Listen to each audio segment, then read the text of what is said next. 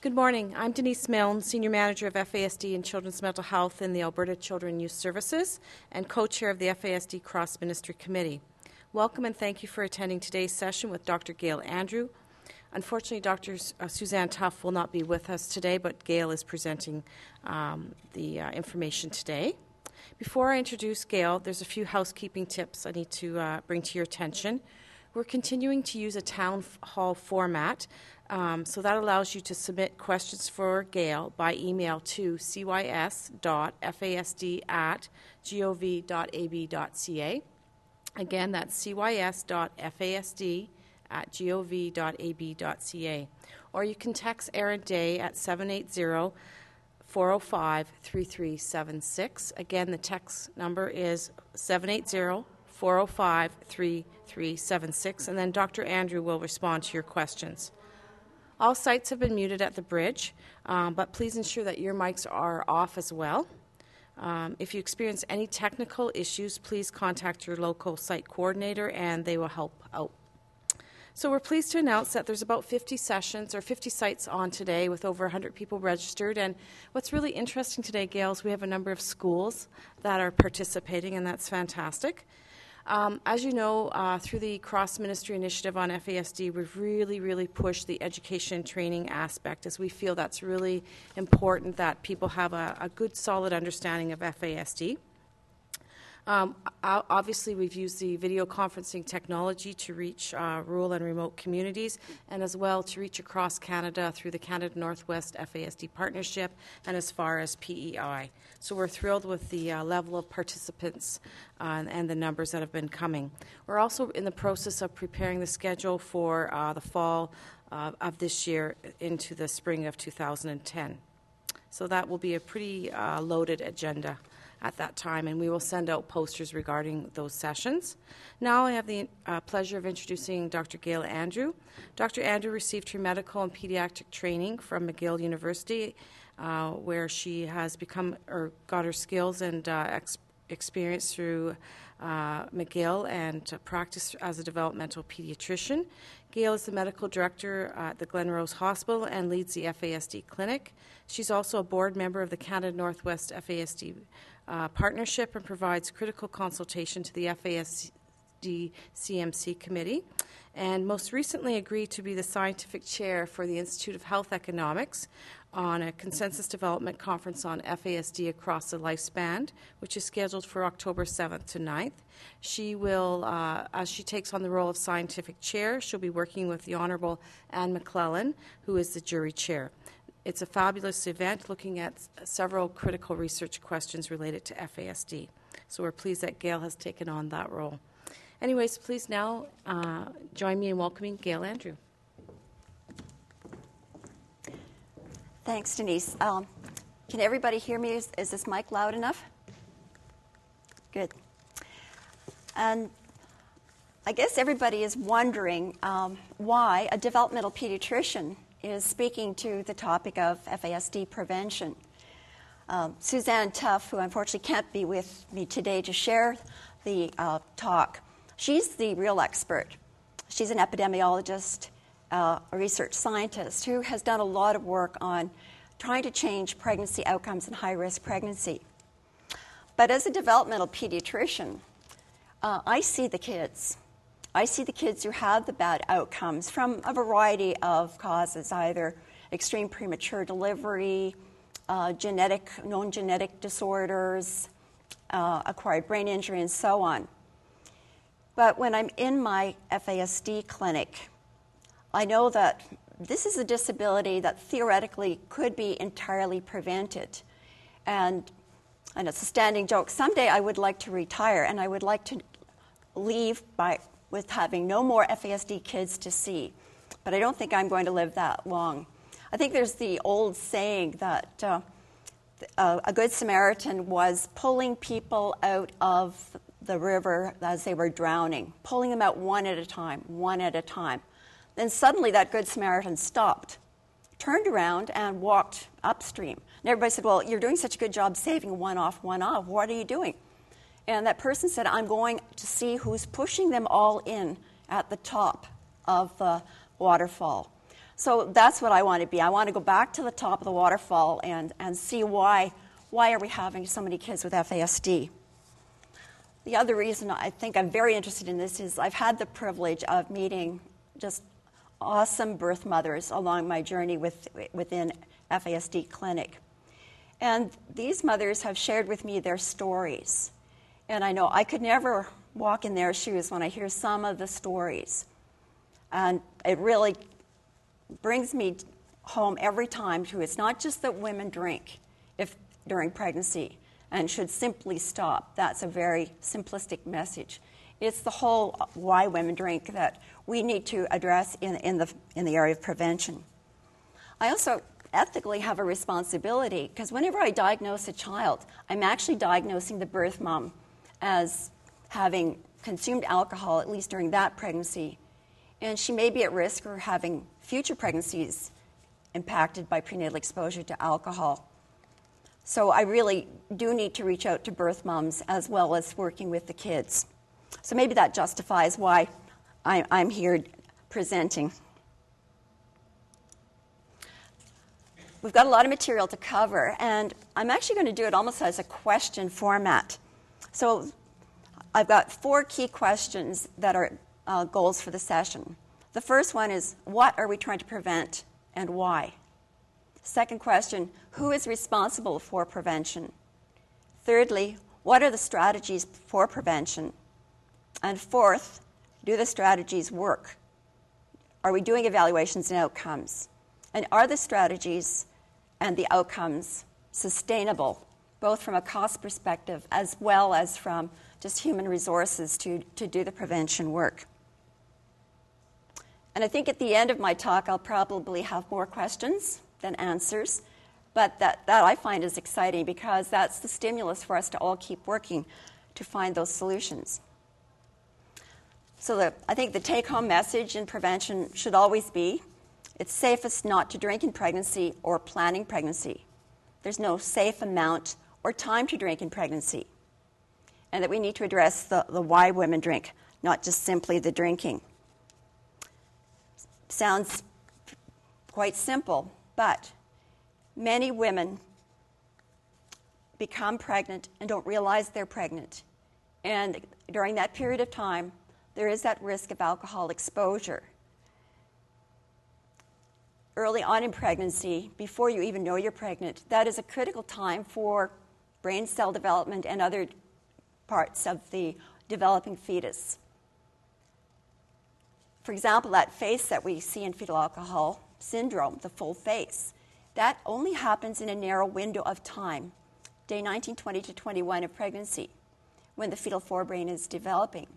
So if a woman does not even know she is pregnant on day 19, has an alcohol exposure event, there is a potential for fetal damage. So let's talk about the first question. What are we trying to prevent and why? So in this section, I'll cover the diagnosis of FASD, the risk of the fetus to prenatal alcohol exposure. I'll talk a little bit about the data we know about women's drinking, the impact of the drinking on her health, and that concept of diagnosis for 2.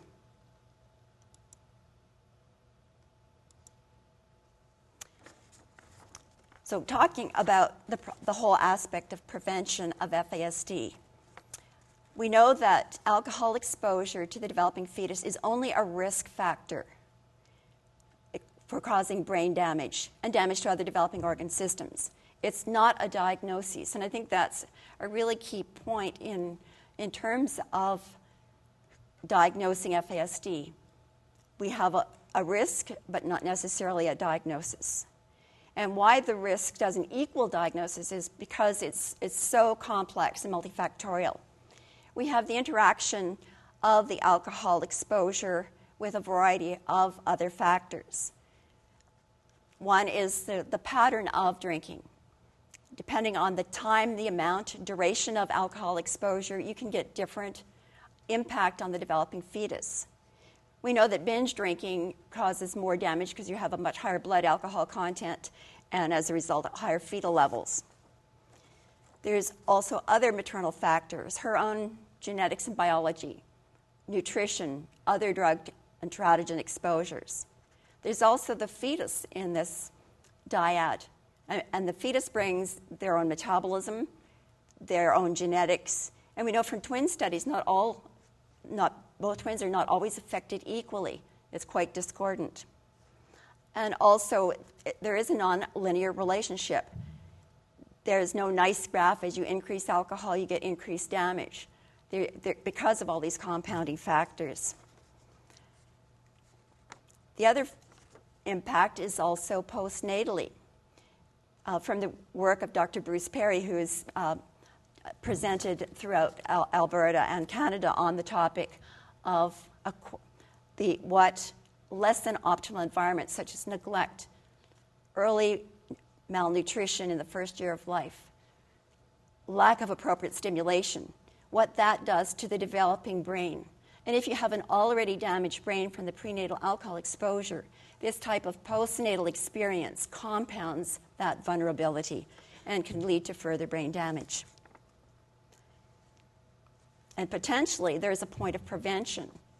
We may not be doing a great job of preventing alcohol exposure during the pregnancy at this point in time for a variety of reasons that we'll talk about.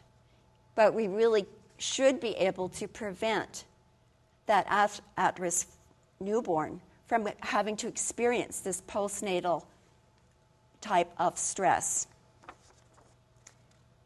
FASD is not a small problem. The incidence is 9.1 per 1,000 live births. And we know that it is higher in at-risk populations. And we know that there are many children out there who are not diagnosed, so the number is a lot higher. How much does it cost our society to raise a child with FASD? Dr. Brenda Stade from St. Michael's in Toronto has done some research in this area, and her calculation is $344 million is the annual cost in Canada for individuals under the age of 21. There was another recent paper by Dr. Corin from Mother Risk in Toronto who said the total lifetime cost of FASD estimated at $1 million per person over their lifetime, with the estimate of 4,000 FASD births per year in Canada.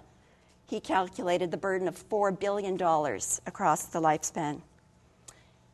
In Alberta, the Institute of Health Economics recently looked at the cost burden of FASD. And for Albertans, they estimated that $130 to $400 million per year was the additional costs that FASD was impacting on Albertans. So you can see we're not talking small numbers, and we're talking big dollars. So I think putting energy and money into prevention is absolutely essential. And what these dollars don't reflect is the actual cost of loss of potential of that individual who could be a contributing member to society, and the cost and the burden, the emotional burden on the caregivers who do try their best to work with individuals affected with FASD across their lifespan. How do we diagnose FASD? It requires a multidisciplinary team to actually determine if there is sufficient evidence for organic brain damage. And here in our clinic, we use a strengths and deficit model because everybody has strengths. So we really, as I said, I think we try to get a strengths and deficit functional profile because we use that information to move beyond diagnosis to link that individual to the appropriate support systems. In our clinic, a pivotal point is that alcohol has got to be confirmed in the pregnancy. And sometimes that's very, very difficult. Many birth mothers will not come forward to disclose their alcohol use due to the stigma and the potential of losing their children to the child welfare system because of some of the current lack of supports for birth mothers who do come forward. We see children from very young ages up into late teens and soon to be looking at an adult FASD diagnostic model. Because we know FASD presents differently at different touch points across the lifespan, and what we see is increasing gaps in function over time. Part of a diagnostic process is also to look at potentially preventing the secondary disabilities that are not caused by the direct alcohol brain damage, but by less than appropriate supports in postnatal life, such as multiple moves, not being understood, not being diagnosed, lack of appropriate programs within education, and later on lack of housing and other protective factors. And we do have this lack of diagnostic services for adults, but that is going to be a focus within Alberta over the next year throughout the FASD networks. Next I'd like to talk about is the profile of women and drinking. And this is a lot of the research that Dr. Suzanne Tuff has been involved in, as well as others. The impact of alcohol, when you can see these numbers, the population, we're dealing with a large number of people that we need to reach. In 2004, the Canadian Addiction Survey estimated that 76.8% of Canadian women drink.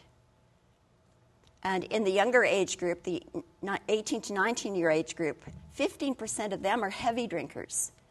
In the older age group, 20 to 24, 11% reported heavy drinking.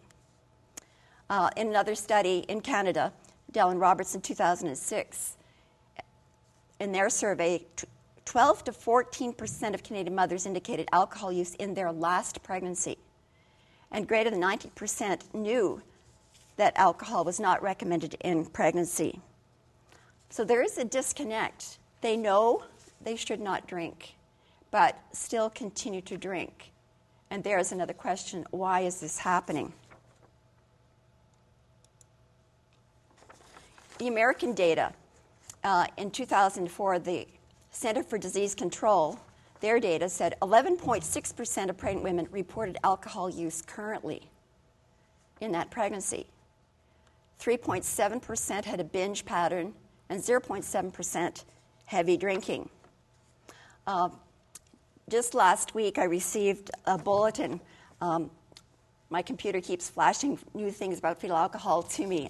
And this was from the Mortality and Morbidity Weekly Report from this Center for Disease Control in Washington, D.C. So the bulletin was the 22nd of May, 2009. So they looked at data from 1991 to 2005 surveys, and it's called the Behavioral Risk Factor Surveillance System. And when they looked over that period of time, from 91 to 2005, so we're talking 14 years, there was no change in the alcohol use in women of childbearing age, pregnant or not pregnant. They then broke down the data 2001 to 2005, and they looked at the highest percentage of pregnant women reporting any alcohol use. Who were they? They were older aged, 35 to 44, 17.7% were drinking. College graduates, 14.4%. Employed, 13.7%. Not married, 13.4%. So that's a very different profile from who we usually think of as at risk for drinking. And we'll probably have to say, who is taking these surveys anyway? The surveys are probably, the participants would be sort of upper middle class people who will respond to surveys. Many of the highest risk women that I see in my clinic, it's a very different profile. I don't think they do surveys because they're busy kind of surviving day to day. Dr. Tuff's data from her Alberta survey reported that greater than 90% of women in Alberta are aware that no alcohol is best in pregnancy, but in Alberta, 20% admitted to alcohol use during pregnancy. Again, that question, knowledge does not equal actions or change in behavior, and why?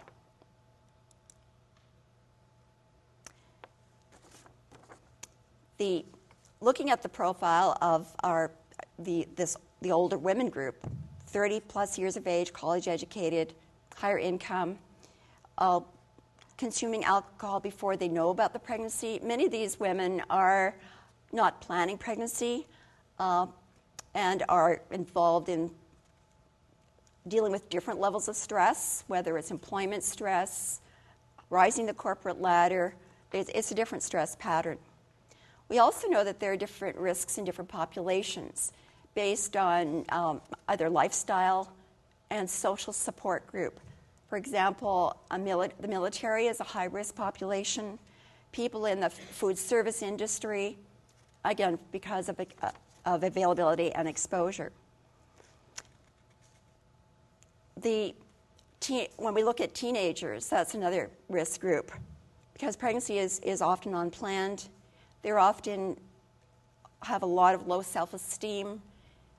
Relationships develop based on needing to have a relationship, and it's compounded by smoking and other risk factors.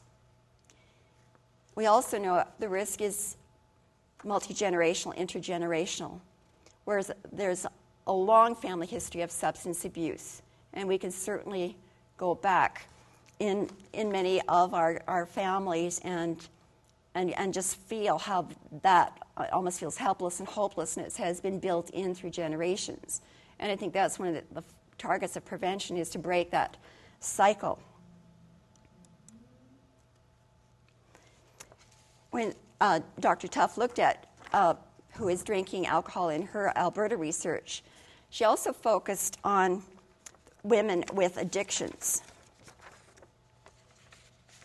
Women who are not necessarily going to be doing those surveys, but women who have significant alcohol abuse problems. The profile of those women who are addicted included less than high school education, 80%, poverty, 45%, unemployment, 75%, current partner using substances, 25%, experiencing domestic violence, 46%, and this lack of social networks, 20 to 35%. And when I talk about some of the prevention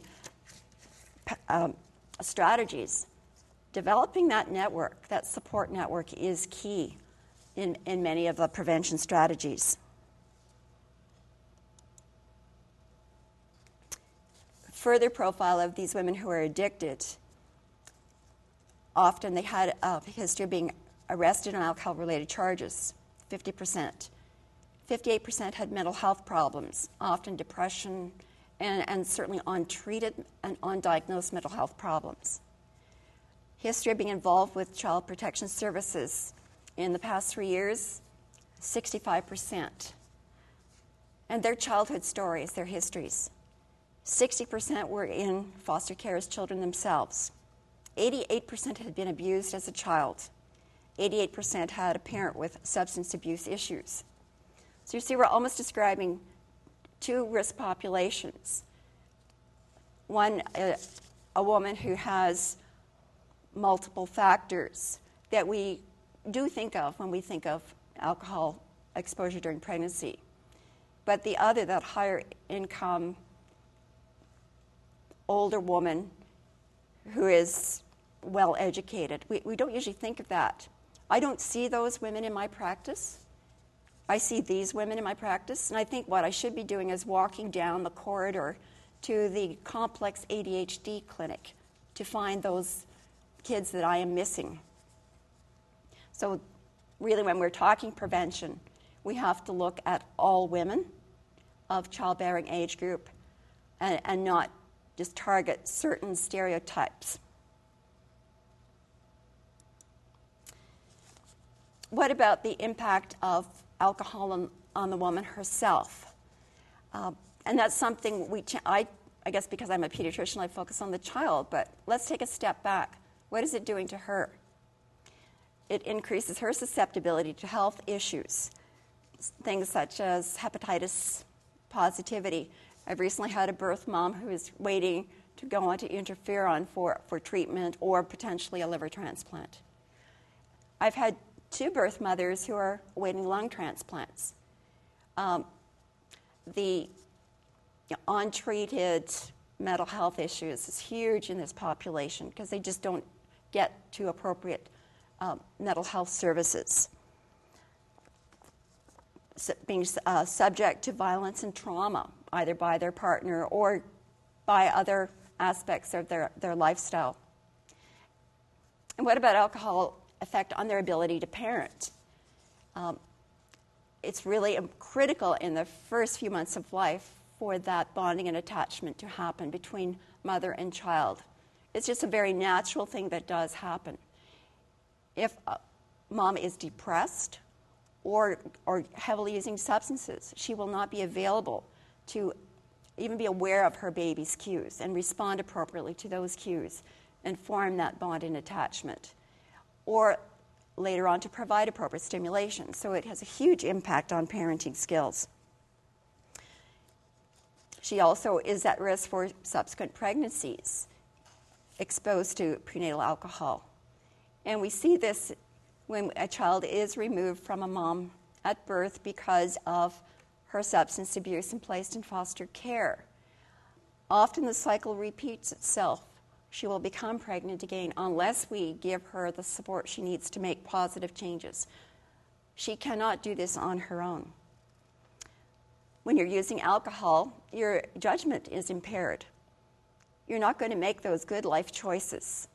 You're not going to be able to leave your abusing partner. You're not going to be able to seek housing and employment for your children. And as I mentioned before, the other impact on women is just, I feel, my ethical responsibility to reach out to her. In looking at the stories from the Dr. Sterling Claren's clinic in Seattle, Washington, they actually had, they did actively seek out the women who were the birth moms from their clinic population. Some they couldn't find.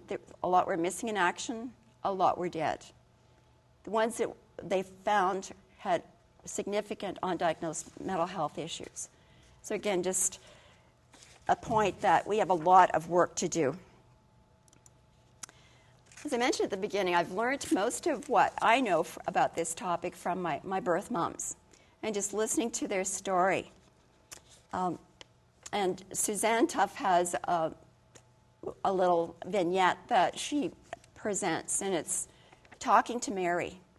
And Mary is coming for help because she is using alcohol and other substances.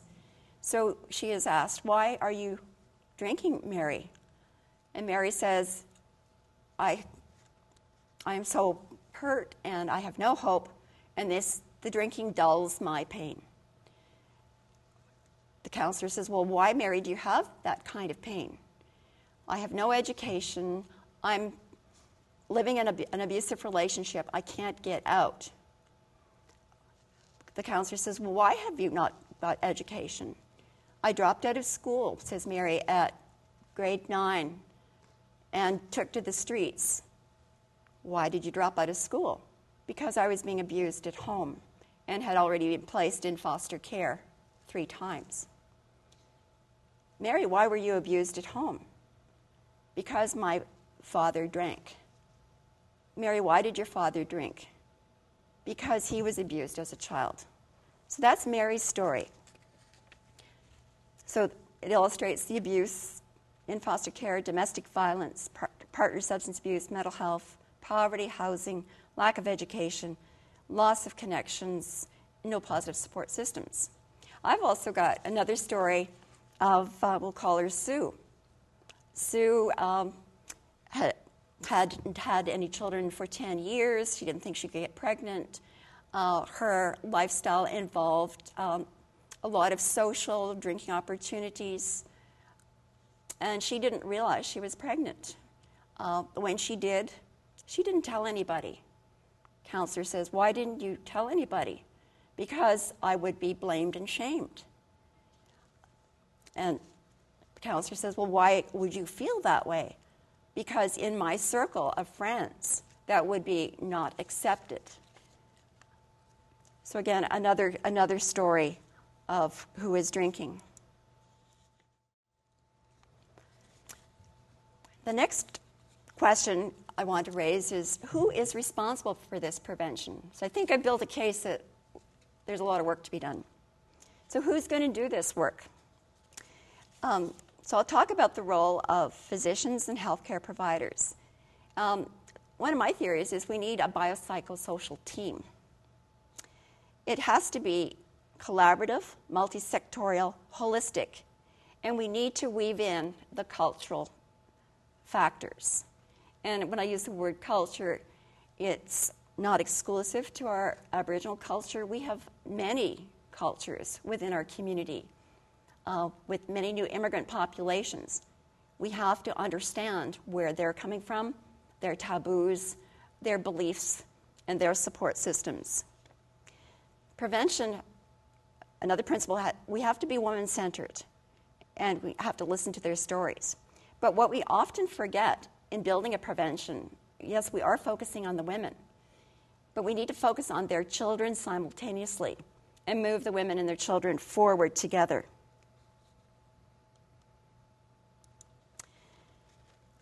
So let's talk about the first group of people who may be responsible for delivering the prevention message. So what about our healthcare providers? Dr. Tuff, in her work interviewing women and doing focus groups, found that women prefer receiving information about their reproductive health actually by a verbal discussion with their healthcare provider. Talking involves relationship building and trust building. So in the survey, 92% of women said they would like to have this open discussion with their healthcare provider. But only 74% of them said that their physician brought this up and actually talked with them. In the same survey, 37% said they'd rather have it in a pamphlet form so that they could just take it home and read about it.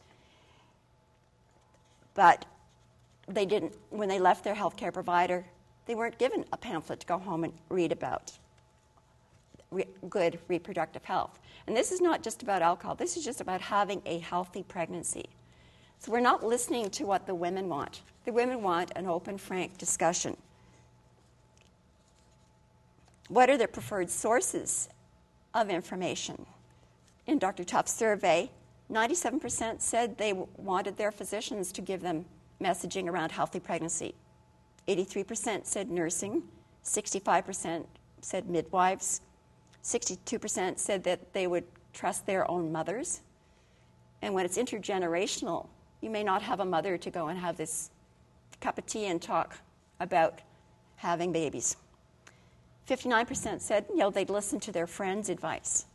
So really, the women say healthcare providers should be delivering the message to them about a healthy pregnancy. What about the physicians? Drs. Tuff and Clark in 2002 did a survey of all physicians and midwives in Canada to find out their side of the story. So 94% of them said they knew about FASD. Less than 50% consistently discussed alcohol use with women of childbearing age. So less than half. And only 54% felt prepared to care for pregnant women who had substance abuse problems. So that doesn't sound very good. So we've got a lot of knowledge, 94%.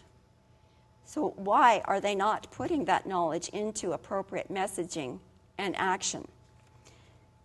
So what are the barriers? And there were a lot of barriers identified, such as lack of training about how to present the message and what the message should be, lack of time, financial in running a busy practice, taking too much time is not remunerated, lack of screening tools. How do I determine if the woman is at risk? Not knowing what knowledge of resources after, if the mother says, yes, I am drinking, what's next? And many said, well, the women won't disclose to me because they know that it's not safe to drink during pregnancy, so if they're drinking, they'll keep it under covers. And a lot of physicians in the survey responded that they would certainly ask the question of certain groups of people. But in my practice, I don't have those people. So why would I need to take the training to ask the questions? So many, many barriers. And I did participate with the Alberta Medical Association in looking at developing a tool for prevention that could be used within a physician's office setting.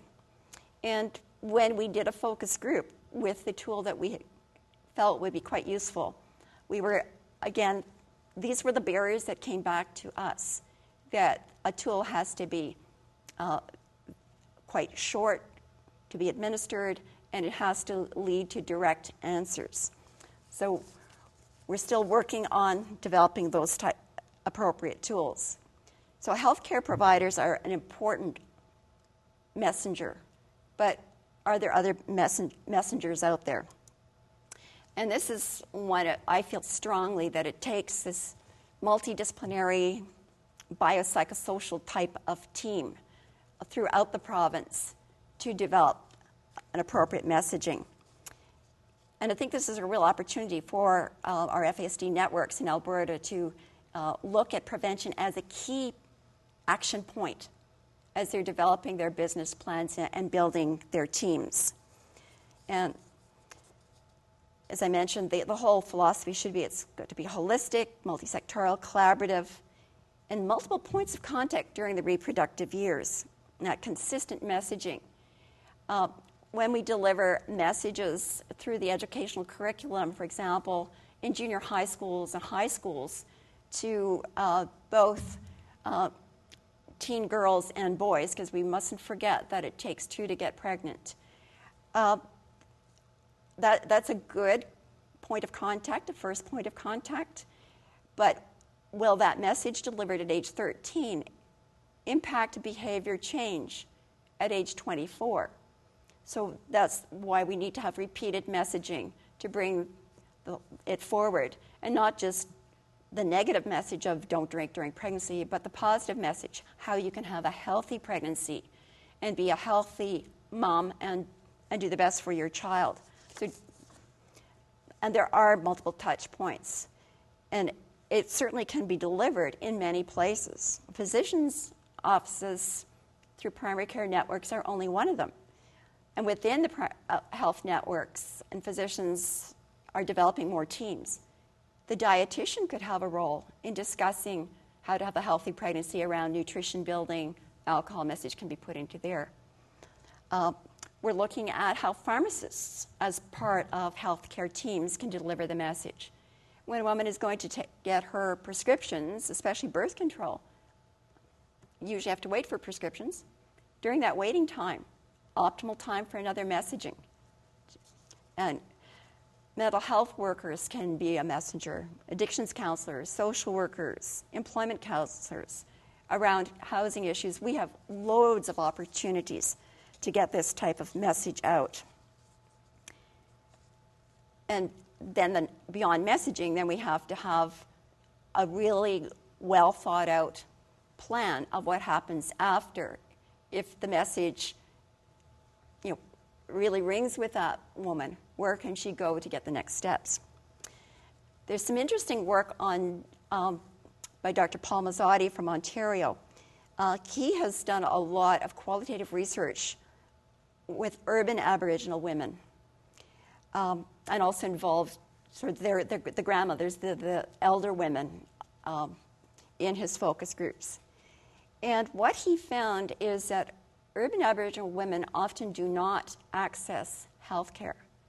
They would never get to the physician's office. The question was why? They felt that they weren't understood.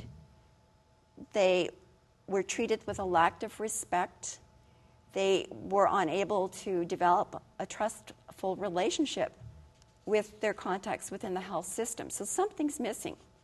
So one of his key points was training the physicians, healthcare providers, about the cultural diversity and how to develop a positive relationship, and using kind of back into the elders and the grandmothers to help develop this type of model.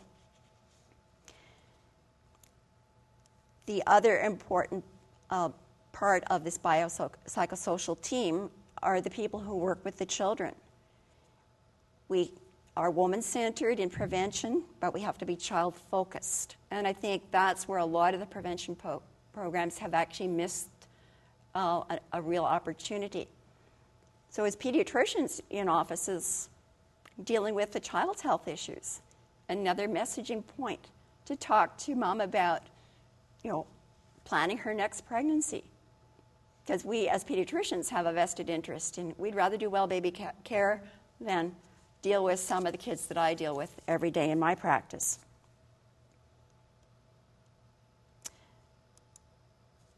So moving into the next area of actually talking about strategies for prevention. So I think we know how big the problem is. I think we have profiles of women we need to target. I think we have an idea that we need to develop these biopsychosocial teams to do it. Now what are we going to do? And as I am not an expert in the field or a researcher, I'm borrowing shamelessly and with great gratitude, and I hope I've appropriately referenced the key workers in this area. One of the people that I rely heavily on is Nancy Poole, who her life's work has been focused on determinants of health for women. And one area, of course, has been addictions and prevention of fetal alcohol syndrome. And she has recently been a key author of two works around this subject that I will reference. So she talks about in her work that there are 4 levels of prevention. The primary prevention, which is the universal raising public awareness. The secondary level is targeted for all women, with the emphasis on all women of childbearing age and their support networks. We forget the support networks. The tertiary prevention is specialized for women most at risk for an alcohol-exposed pregnancy. And the 4th level, which really has just become, I think, a major point of emphasis, is the postpartum supports to maintain positive changes of health for mother and child. So, as I said, I'm stealing shamelessly.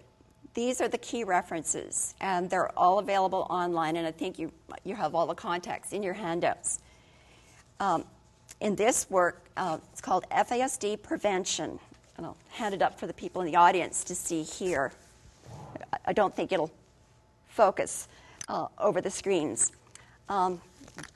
It's Canadian Perspectives 2008, and Nancy Poole was the editor, and it was a group of experts in the field who came together to develop this consensus document. It was sponsored by the Public Health Agency of Canada, and it's available off their website. It is excellent. It talks about this 4-part model of prevention, and under each section, it gives you web-based resources so that you can read more about the specific preventions, and you can actually download handouts that you can give to women. So I almost was going to just cancel today's talk and just send this out and get everybody to just download it. But I will do some of the summary points. The other work, which is also Nancy Poole was one of the editors, but it was a whole team, Tessa Parks, Nancy Poole, Amy Salmon, Lorraine Greaves, and Christine Urquhart. And this is called Double Exposure, a Better Practices Review on Alcohol Interventions During Pregnancy. And it's, again, available off the website from British Columbia. And it's part of the Act Now BC Healthy Choices in Pregnancy Initiative. It's quite a long document, but it is a systematic review of the literature.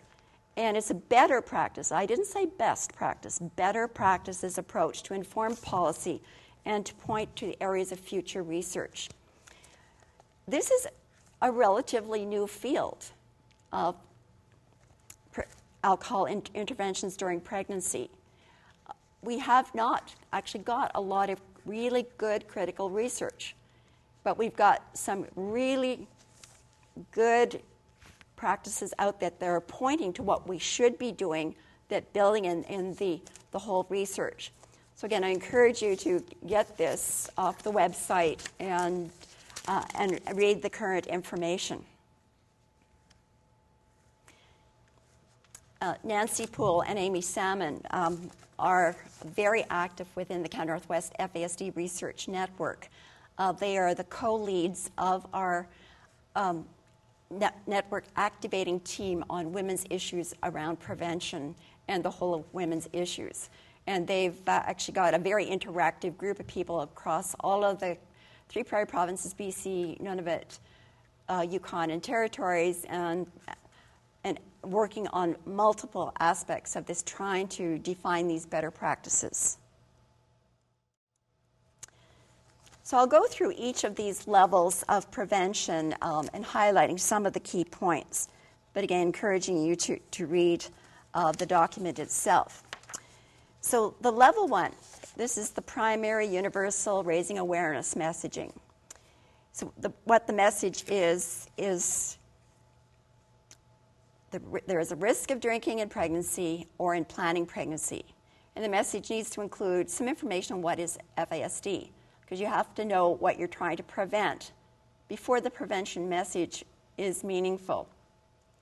And I'm sure everybody has seen the primary prevention messages. It's out there. It's part of social marketing, media vignettes, TV vignettes, radio, posters, labels, campaigns. And my own team at the Glenrose, we actually won the Mocktail Championship a few years back in Alberta for our development of a non-alcohol beverage that could be served in restaurants and bars to all pregnant women free of charge. So these are examples of getting that message out there. Who are they designed for? Well, everybody. It's a very broad range of people in the audience. And one of the key parts of these messages of preventing use of alcohol during pregnancy is to support social change, so that people will look at the message, they will say, yes, I understand that message, I understand it's for me, so therefore I will change my behavior and I will also help my social network change. The message also has to involve community development, so that there's no stigma and blame around preventing drinking during pregnancy. There's a lot of women who read these universal messages and they go undercover. You know, my mother Susie, who is a social drinker, not planning to become pregnant, and wouldn't disclose because of the stigma. Part of the primary message, though, has to lead to resources for more information, help. You read the poster, where do you go to for help? And I know in Alberta, all of our ADAC posters had some really good contacts on them. You see this poster, you have questions, you want help, you go to. So that has to be built in. And then all the support systems in place. Again, sounds like an ideal model, and it should have had great results, because it should benefit everybody and be a starting point for healthy pregnancies and change. As I said before, the messages are everywhere. Health centers, community programs, social service agencies, restaurants, bars, media. It's in the school curriculum, part of the healthy life choices and healthy reproductive choices. But why isn't it working?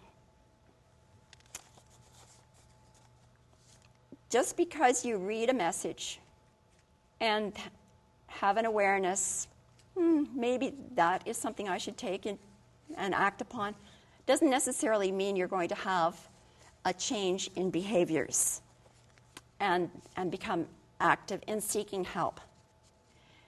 Even if you want to seek help, there's no clear pathway for supports in a lot of our communities. Where is the next go-to place? And we know that this type of public marketing doesn't necessarily reach the most at risk. Who are they? They may be isolated because of their mental health issues, issues around domestic violence.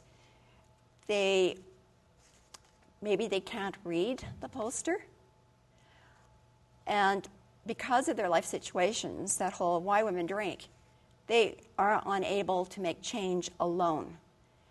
It's not that they don't want to change, it's they can't change without the external support systems.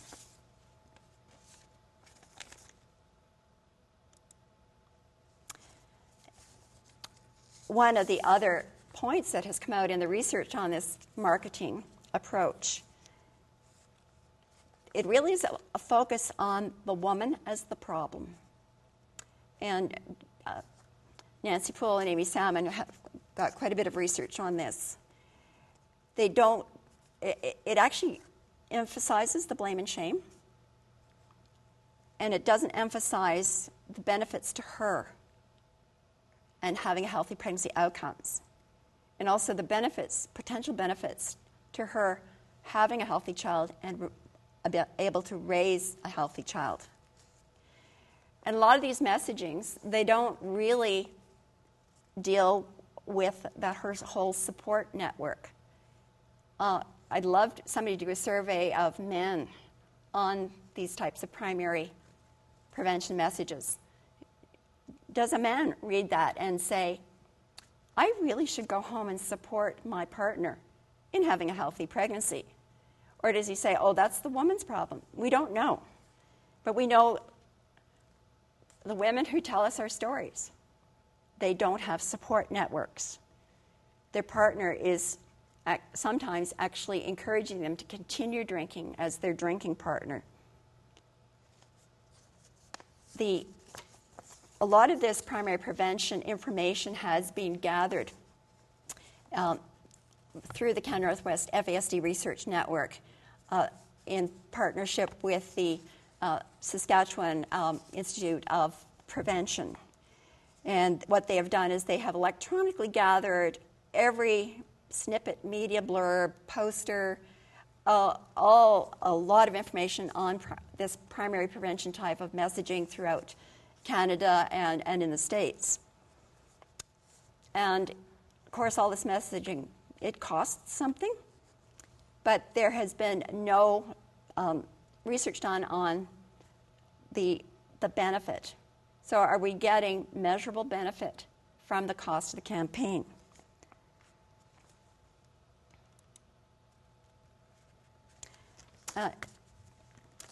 And I've given you the website in your handout for this particular prevention initiative.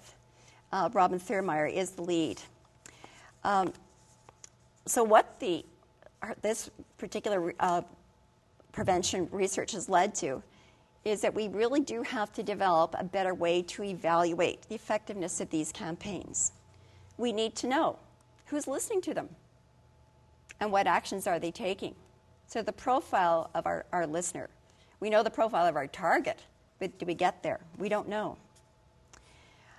We need to also have more research on what steps do we need to take to translate social marketing into behavior change. We also need to develop better tools. How can we evaluate that this type of messaging is making a difference? And there is a research proposal in partnership with the University of Lethbridge looking at this particular question. How do we evaluate? Who are we reaching? How can we change the message to change behavior? So this is another stay tuned point. So the next level of prevention is the secondary or targeted preventions. In the two reference documents, they talk about this as being conversations. So the conversations are I think I like that better than some of the medical terms of brief interventions and motivational interviewing. I like conversations because I think conversations means you are developing a relationship. You're not just talking down. You're talking with somebody. And these conversations really are brief counseling moments and opportunities with all women and girls of childbearing age and their support systems. And in these conversations, some of the themes that need to be touched on is having a healthy pregnancy planning, contraception, how to ask, and asking about alcohol use, how to ask for it, what screening tools, how do you phrase your conversation. Within secondary prevention, there's also the essential component of asking about other stressors and asking about support systems. So these are the themes that need to be developed within secondary prevention strategies.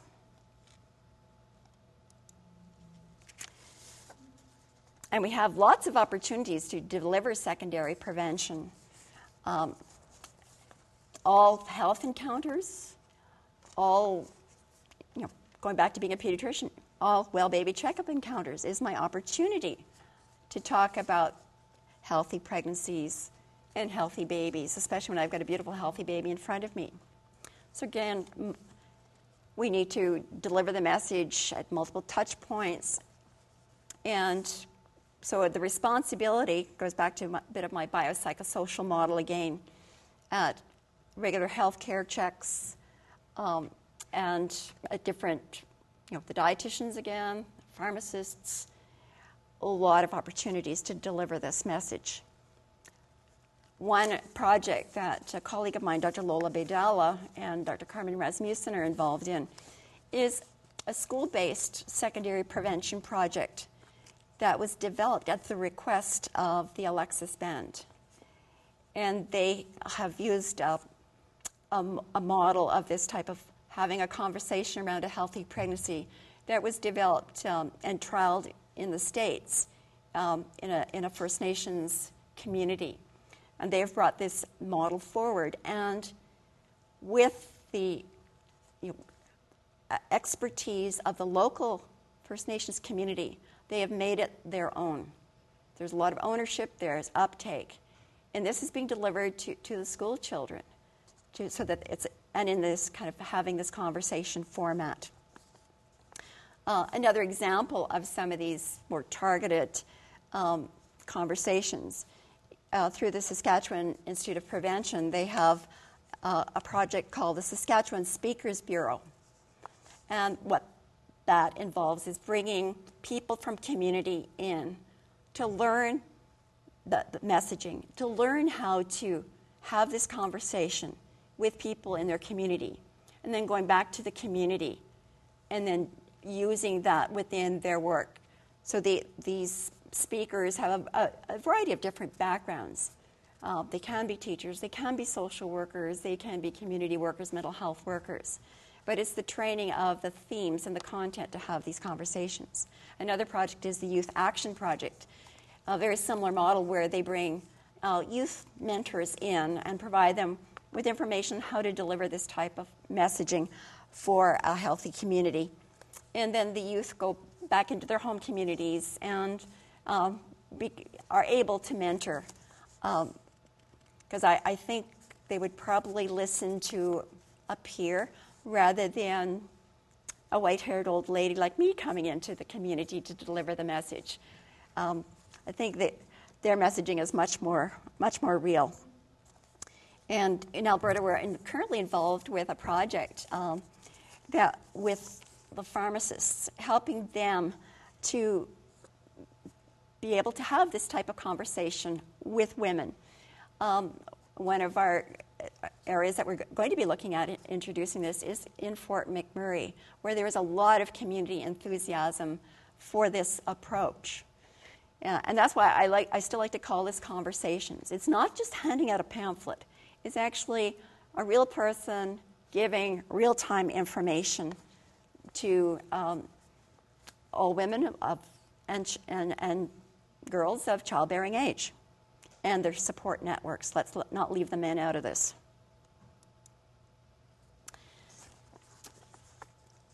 One of the methods of identifying who's drinking is also part of secondary prevention.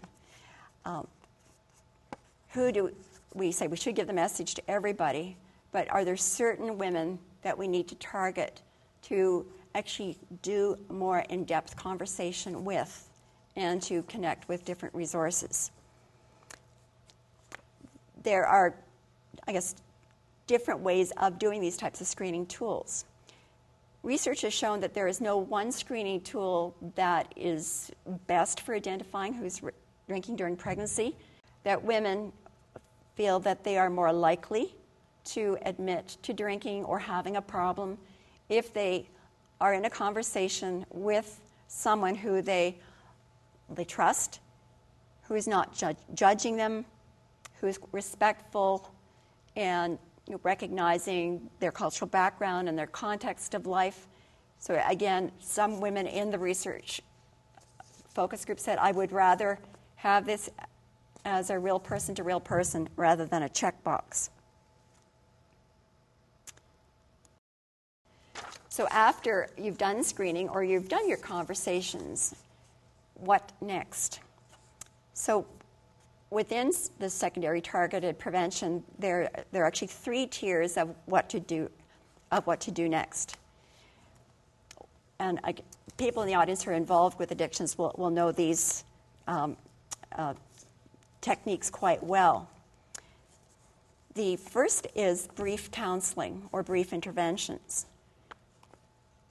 So one of the principles of this is after you've had a disclosure or the woman is coming to ask for help, looking for her readiness to change.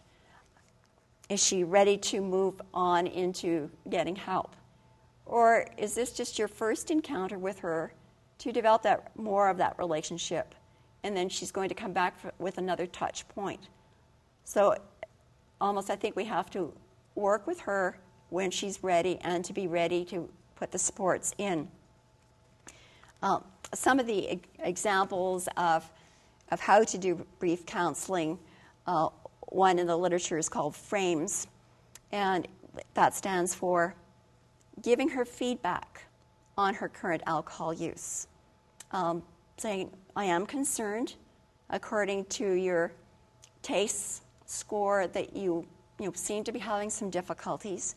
I'm also concerned as your healthcare providers or a support worker, and I would like to move forward with you in help. The R stands for there is an emphasis on her taking responsibility for herself, but with you, the health provider, providing the connecting pieces. So trying to give her some responsibility, but with supports. The A stands for giving clear advice to make change. And again, being non-judgmental, just an open listener. The M stands for you must have a menu of choices available to guide her. It's not a one-size-fits-all. So that's why a menu is so important. The E stands for being empathetic and supportive. So in people doing brief counseling, remembering to incorporate all of those themes. Another way of remembering what you should cover in brief counseling, the 5 A's are assess, advise, agree, assist, arrange. So it's very active. There's a learning module for physicians that was developed in the website www.mdcme.ca that is quite useful for physicians who want to learn more techniques about brief counseling with patients. The next, and brief counseling for brief interventions, 10 minutes in a regular office visit. That's what these are designed for. But moving up the next level, motivational interviewing. I know from doing focus groups with physicians, most physicians feel very awkward doing this. They don't feel they've got the training. And this is really the realm of people who work within mental health and addictions.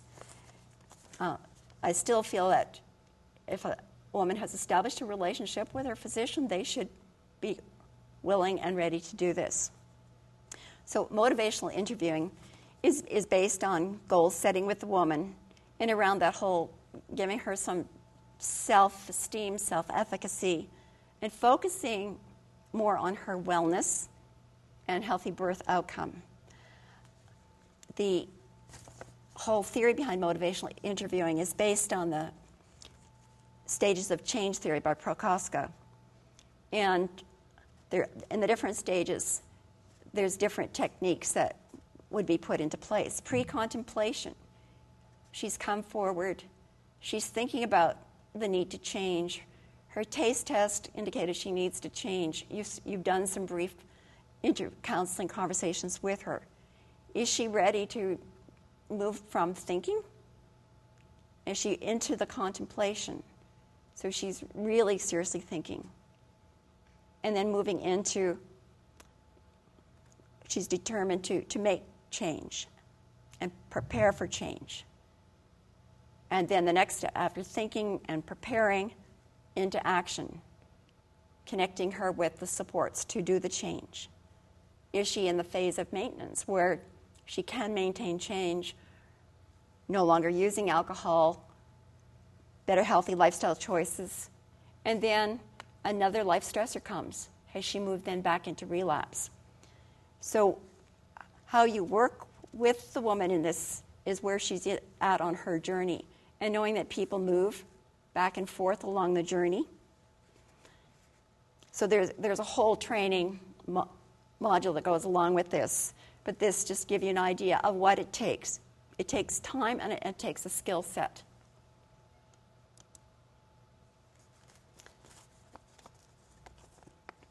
One of the research behind this, that motivational interviewing needs to be supported by this huge network of resources. And the network, of course, is mental health, addictions, enhanced resources for women, housing, shelters, dealing with domestic violence. And this is something that we often forget, child assessment and care.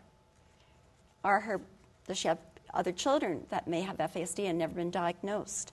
Does her child have developmental, emotional, behavioral issues? So the whole network of supports leading from motivational interviewing needs to be huge. Again, opportunities for us to develop this within each FASD network in Alberta. Alberta has, I think, almost been a leader in some of the areas of looking at enhanced services for women, which does take all of those factors of meeting the woman where she's at in her journey. And the help guide for professionals on the enhanced services for women is available through the ADAC website. There's also a great DVD from the Act Now BC group, and I've got that website in your handout. That is a teaching DVD around this secondary prevention. So time won't permit us to go into a lot of detail, but hopefully you have time to access these resources and then use them in your practice. Do they work? So we've got secondary targeted prevention set up. The funders are going to ask us, does it actually work? And what are the barriers for us not to have access to this type of service throughout the province? So the barriers, we need to train people, professionals, to do this. And I've had some opportunities to do some physician training on this subject with Dr. Margaret Clark quite a few years ago. And we did present a prevention model to professionals. When we went back 3 months after our training and asked the question, had that training made a change in your practice? And we had very limited uptake into practice. So training alone is not sufficient. We really need to move beyond just simply giving training. I think we have to almost build networks of that whole team, not just training one targeted professional group. The one thing the literature says that there's no one screening tool is being used consistently, and the TASTE seems to be getting the most votes, but more research needed to see if that's the best one to use. The other problem was that the no one-size-fits-all approach. You can't roll this motivational interviewing out across the province without looking at what are the unique features in each community and the cultural differences.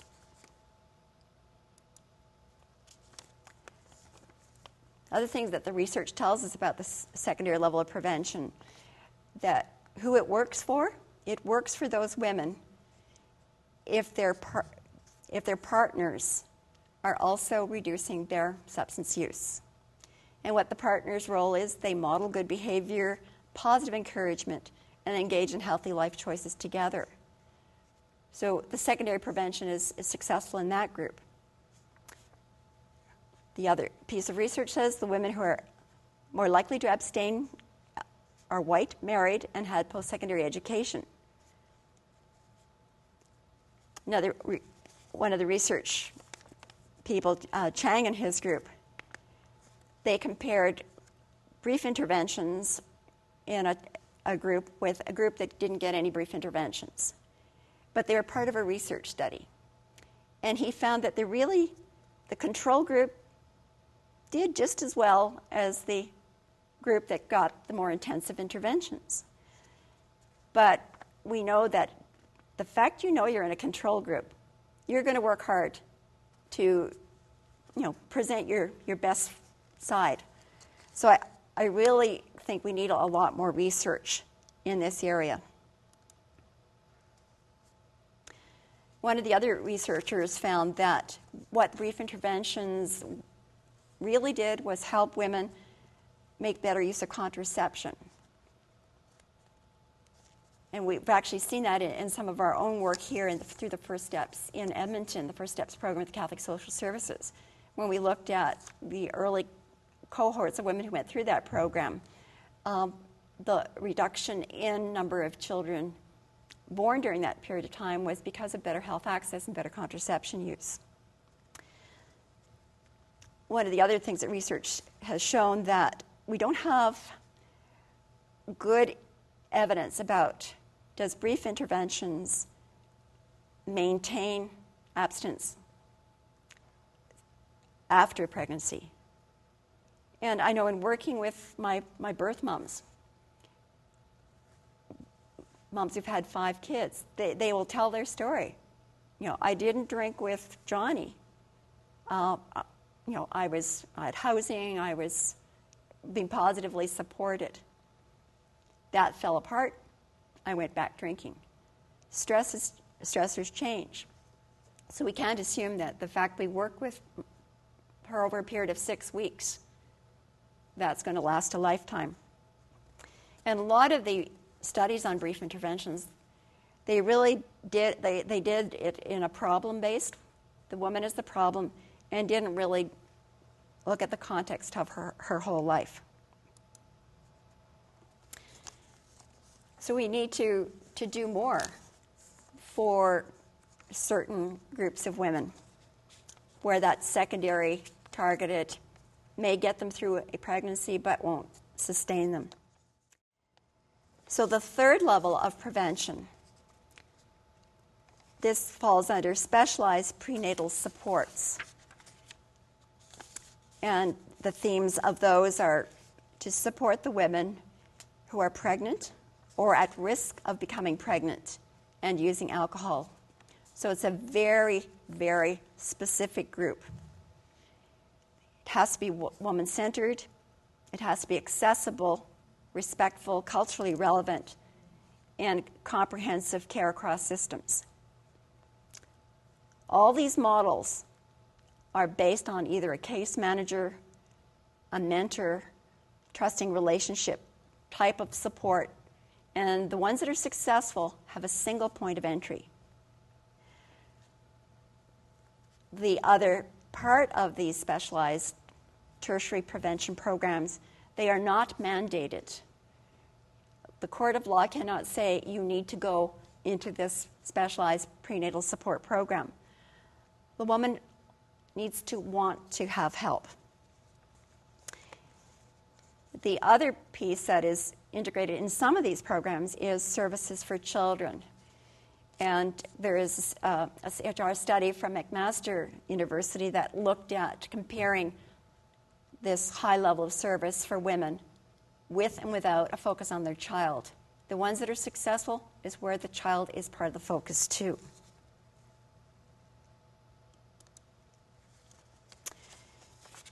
And the elements of these programs, they're very intensive, from both a human resource as well as a cost resource. Some of the elements of the programs involve crisis intervention, psychosocial and substance abuse assessments, individualized treatment plan development with the client, home visitation, meeting her where she's at, assessing parenting capacity, parenting education, infant and child development assessment and interventions, transportation to programs and appointments, help with her financial situation, working through issues around housing, legal issues, dealing with domestic violence, connecting to addictions treatment that is woman-focused, focus around keeping your children or making sure your children are safe, access to ongoing health care during that pregnancy and after the pregnancy, access to health services for the child after the child is born, helping dealing with past issues of abuse and breaking that multi-generational cycle. So you can see just by the elements of these tertiary level programs, they are very, very encompassing. The leader in this field of tertiary prevention is Therese Grant out of Seattle, Washington. And she developed and researched the first model, calling it the PCAP program, Parent-Child Assistance Program. I know Therese Grant was just recently in the province and did provide training around her model, so I'll just be quite brief. So this model was established in 1991, and it's a mentorship model. And that underlying theme is that relationship building. It involves home visitation or visiting the woman wherever she's safe and at that point in time. And it involves 3 years of intensive supports. The entry to her program was a mother who are pregnant or 6 months from the point of delivery who is a high risk for substance abuse. In the original PCAP model, the people who delivered the program were paraprofessionals who received training, but these paraprofessionals were women themselves who had often had similar life experiences. And as this model has rolled out, there's been different kind of combinations of who the mentor should be. And Dr. Grant has got some excellent data on her program, and it has shown it is cost effective compared to the cost of supporting one individual with FASD in their lifetime. By the end of the 3 years, 65% of the women had a reduced risk of using alcohol among multiple other reduction of risk factors in their whole life. So that's huge when you reflect back to how many millions of dollars we were just pouring in to keep one FASD individual supported through their lifespan. Looking at the salaries of the paraprofessionals and the amount per woman, we're probably talking under $50,000. So it's huge cost savings. And when they looked at the breakdown, mother's health and both physical and mental health had improved through the program. Parenting had improved. More children had their child continuing to be with them. And I don't have the latest dollars for a child in the foster care system, but I think this is a lot cheaper than having a child in foster care, the amount of dollars to support the mom through these programs. Her research showed the same as our First Steps program: less pregnancies in succession, more access to contraception. Recently, Dr. Grant, this program is continuing. As I said, it's been kind of imported to multiple centers in the States, in Canada, and I think one of our dreams is that it will be accessible throughout Alberta in each one of our FASD networks. But she's looking at who is not benefiting from her program. So she recently presented some of this data at the FASD conference in Victoria. The women who had multiple mental health comorbidities that were either not diagnosed or appropriately managed. And who were these women? Many of them were FASD themselves, but never diagnosed. And I guess we talk about the need for supports across the lifespan for any individual with FASD. I think if you're a birth mom who has FASD herself and dealing with substance abuse and dealing with child rearing, the amount of supports you're going to need will be across the lifespan. A 3-year mentorship program may jumpstart you. It's not going to hold you.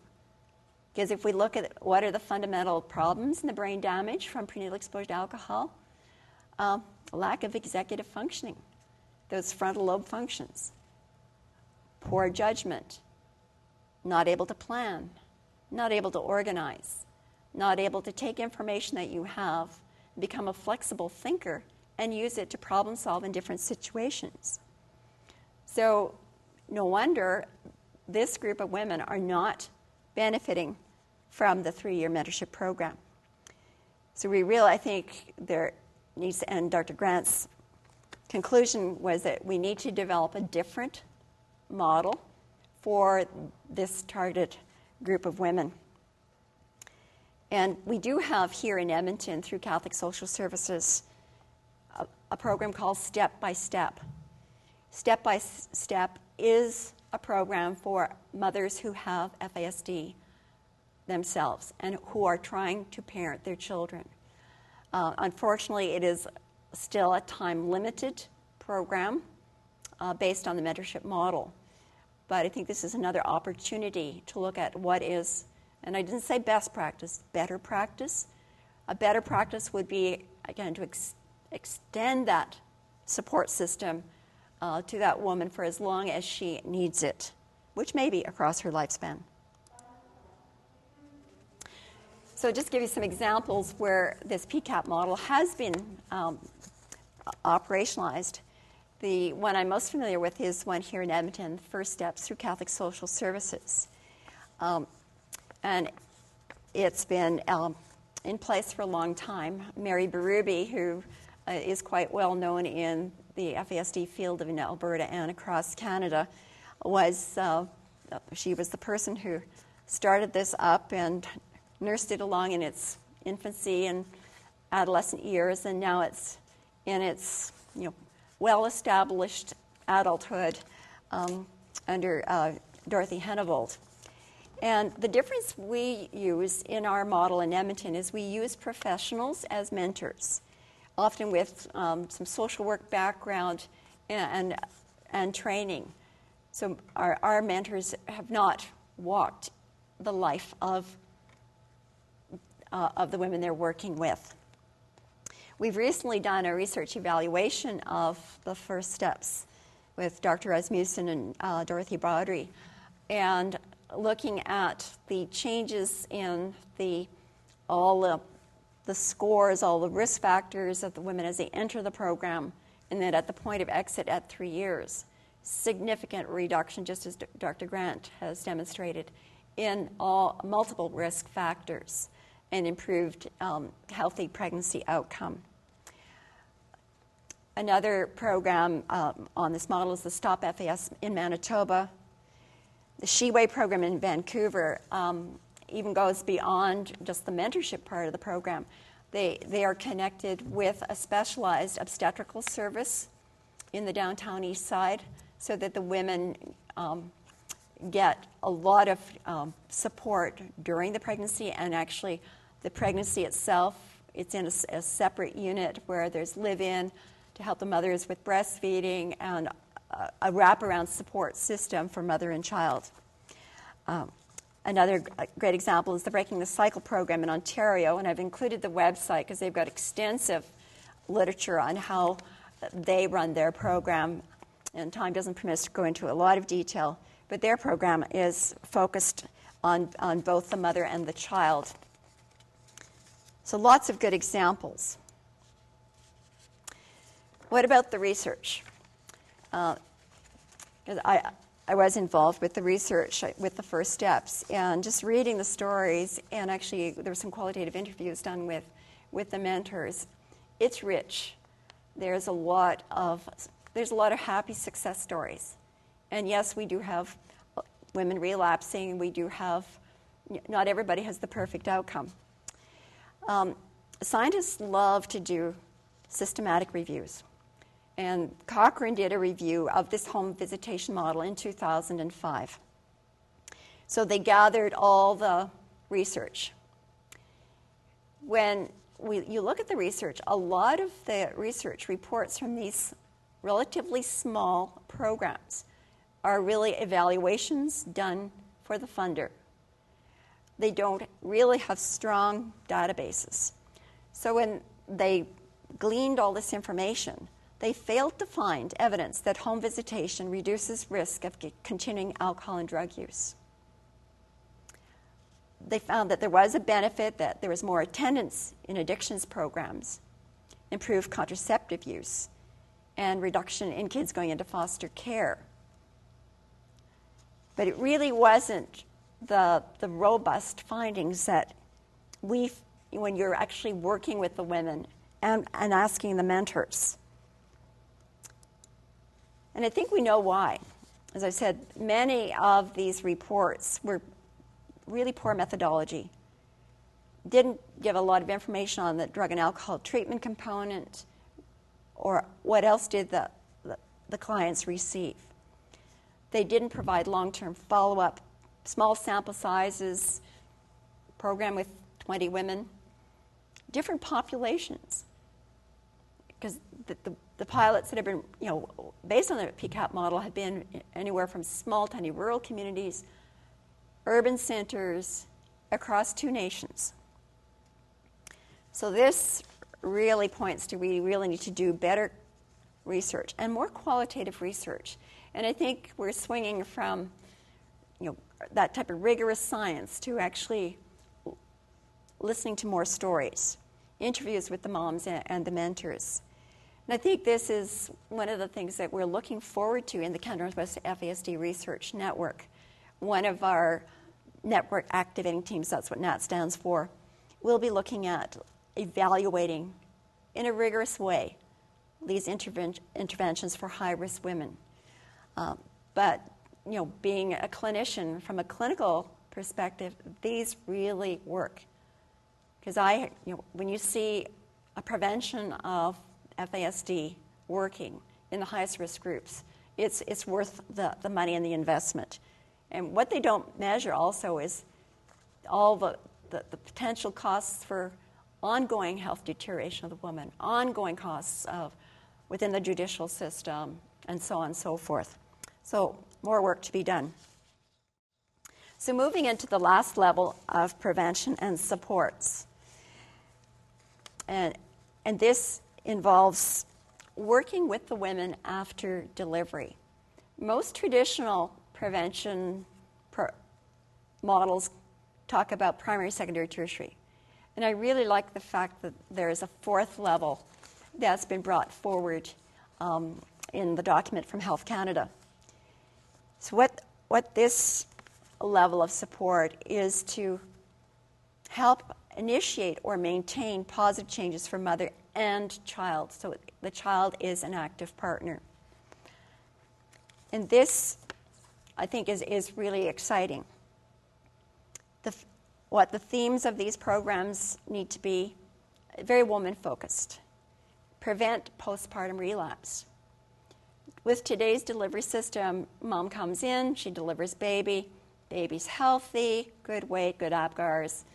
You're home in less than 24 hours. If she's going home with no supports, babies do cry and they don't sleep. She might find that stressful, especially if she has no support network. And one of her old ways of coping was alcohol. She just might go back that route again, and we're now in a postpartum relapse. And also have a very vulnerable child on hand. What needs to happen is a seamless support system. After discharge, she needs to continue with her support network to help her around the addictions. But more importantly, maintaining a healthy lifestyle. Her own nutrition. Making sure she isn't exposed to violence. And if she's exposed to violence, what about the baby? When we read the stories of child abuse, many of our situations could exactly be this situation. No supports. And someone using substance. We need to put in place, as soon as she's discharged, help with dealing with the child. Stress of child rearing is huge. Knowing what typical development is, what is not typical development, and helping her deal and recognize symptoms of postpartum depression. I had an interview with a birth mom a few weeks ago. His severe postpartum depression, nobody recognized it. And she was unable to parent her child. Fortunately, she had a 10-year-old daughter who did the parenting. And the impact on that daughter is now being handled through the mental health system. So in that family, I actually have 3 patients. The 10-year-old, who's now a young lady, the mom, and now looking at the child with FASD. Missed a lot of opportunities there. The other part of these programs is really focused on the child. So I guess I can justify why a pediatrician is involved in prevention. Because the child needs to have access to that basic health needs, good stimulation, protection from violence. If mom came into the support programs later in her pregnancy, because we do talk about harm reduction. If mom wants to change in the 5th month, she can come into the program because we're going to help her for the latter 4 months. We know the baby's been exposed. As I said earlier on in my talk, exposure doesn't mean definite diagnosis, it's risk. So we need to really monitor that baby with developmental screening, appropriate interventions, and then look at if there are pink flags coming, timely access to an FASD diagnostic clinic. And we do have some good models of this type of support program. And emphasize these are better practices. We haven't got the evidence that they're best practice, but that's where we need to focus our research. In Vancouver, they've got First Square, Crabtree, and the Sheway program. That I mentioned a little bit about the Sheway program before. And I just found some dollar value on the Sheway program in something I was reading a couple of days ago through the Institute of Health Economics document, that the Sheway program costs $8,000 per family per year. And this is working with a pregnant mother and her child up till the child is age 18 months. So not long-term for the child, but $8,000 per year per family. And so in the cost of a child in Vancouver going into foster care system at that point was $49,000 per year. So I'm not very good at math, but I think we can subtract 49 from 8,000. We're saving over $40,000 by supporting mother and child through this type of program. Breaking the Cycle again is another one that incorporates this model. Hamilton, Ontario has new choices. And we don't have this definite model incorporated into our first steps here in Alberta as a direct focus, but it is there. I had the privilege of, when we first established our FASD clinic here at the Glenrose, we were in direct partnership with the First Steps. So we saw every child of those birth moms. And the mentors were doing as much work with those children as they were with the moms. So it's not a piece of our program on paper, but boy, when you're in the field, on the floor, the kids are just as important as the moms. And in Manitoba, their Stop FAS program has a child focus as well. And there's an interesting program with these principles through the Intertribal Health Authority in Vancouver Island. And it's a huge program built around cultural values for First Nations. And it involves discussions and conversations with women and, working, again, kind of what a word I've used maybe too much, but relationship building. And it's based on helping her own, act, and reflect. So another really good model. So what do we know about the research about these woman and child models in the postpartum period? The CHR study from McMaster with Nichols and his group did a meta-analysis of integrated treatment programs for substance abusing women and their children. And they showed there was only 119 studies published on these types of programs. And when they looked at what was working in the programs and what wasn't working, they compared them to the programs that were not supporting the women and children. That in programs where there was a disconnect between the women's health services, addiction service, and children's services, there was a much lower success rate. And that's what the traditional model is. Addictions is over here, women's health is here, children's services is down the street or across the river. But looking at the success when programs became integrated together with a single point of entry, focus on both mother's health, substance abuse, and the child, the programs did show improvement. What did they find was improving? Maternal empathy, maternal ability to care for their children. They looked at the children's social competency, much improved. But this is just an initial study. We need to look at these programs and get more data. So how are we going to do this? So just wrapping up, what are the next phases of doing some project evaluation, measuring outcomes, replicating these models, making sure they're sustainable over time, and making sure they're cost effective, and we can inform policy and public attitudes. So I think we're in a good position to roll out some of these better practice models and build in all the outcomes and evaluation. And we need to actually share our successes through knowledge transfer. Researchers are great, they publish a lot, but let's get it to the people in the field who are doing the legwork every day so that they can maybe change practice or give them a pat on the back because they're doing a great job. So just in summary, where are we going from here? We really need to get those better practices. We don't, when we're looking cost analysis, let's not forget the cost of raising that child with FASD across their lifespan and that personal burden. All prevention levels need to address the why women drink and not just the drinking. It's not just a woman's problem. We need to consider the woman, child, and family in their community context.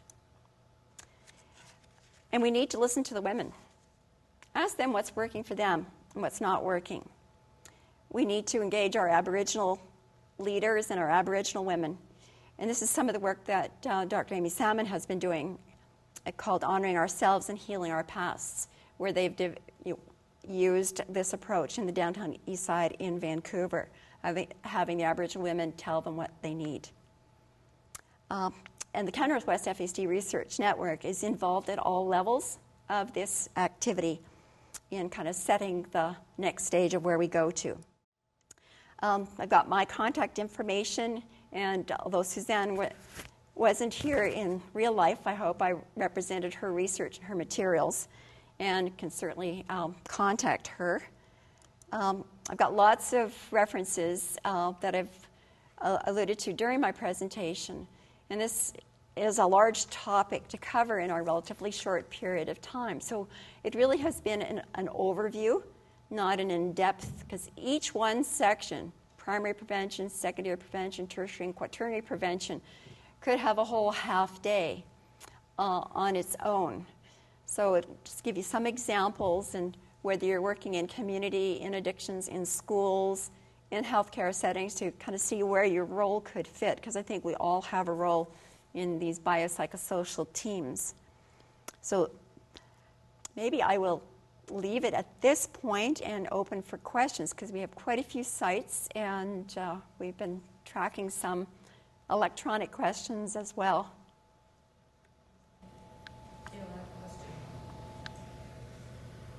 Given that this is a huge area, prevention, if you were given $2 million, where would you target in prevention for FASD?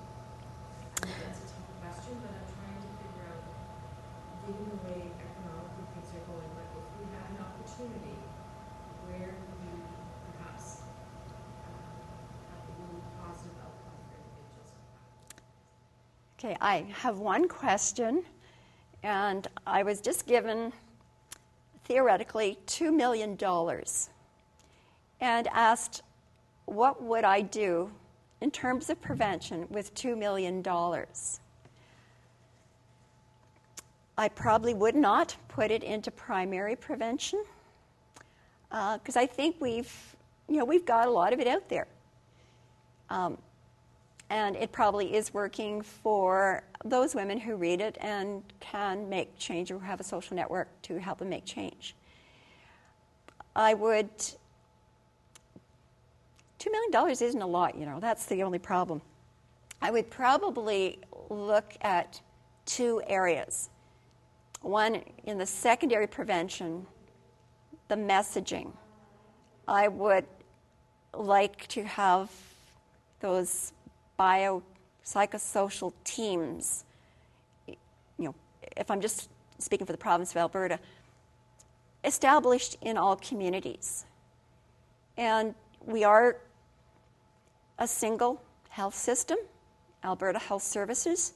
I think this is a unique opportunity as we're building, standards of care across the province, building in these teams at least one member of the team who knows about how to take a history, do a brief intervention, do some motivational counseling, and then has that menu of connecting to services, who knows their community network. So I think that would be, and this type of, we're going to have this health service delivery anyway. Let's build the right message in at the starting point and support the people within the teams to give them the time and the training to do it, so it's going to be sustainable. The other place I would put the emphasis is replication of the PCAP model, so that it is accessible, again, across the province, tweaking it to the individual needs of that particular community. Because I think Therese Grant's work and the work that the research is showing that it is cost effective, and just the strength of having someone, a best friend, I guess you could call a mentor, as a best friend, so that the women at risk can go to and feel not threatened, accepted, and to be able to rely on one person, sometimes for the first time in their life, to make change. And I think those would be the two areas. And I think my fourth level, prevention, is just natural. As people who work with children, such as myself and other pediatric and mental health services, that work with kids with needs. As we become better, we're doing the work anyway, but we can become more collaborative. So if a program is set up that's woman-focused and we're doing child-focused, why aren't we working together? So I don't think it would take that's not new dollars. That is just developing collaborations and bringing people together.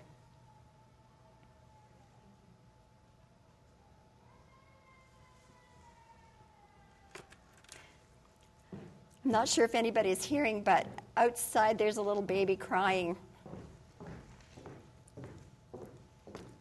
Okay, Gail, I'm going to close off.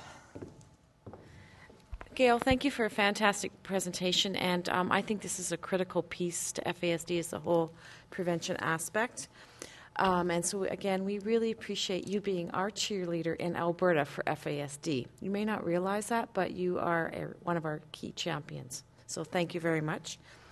Just to wrap up the session, evaluations will be mailed to you within the next 2 business days, so please ensure that you complete the evaluation as well as sign your attendance sheet because the numbers become quite important. As you know, we've talked about in the past the importance of your feedback so we can continue to improve these sessions. The next session is scheduled for Wednesday, June 24th at 6:30 to 8:30 with Priscilla Asmoha on money management FASD style. We'll see you then. Thank you very much. Have a good day.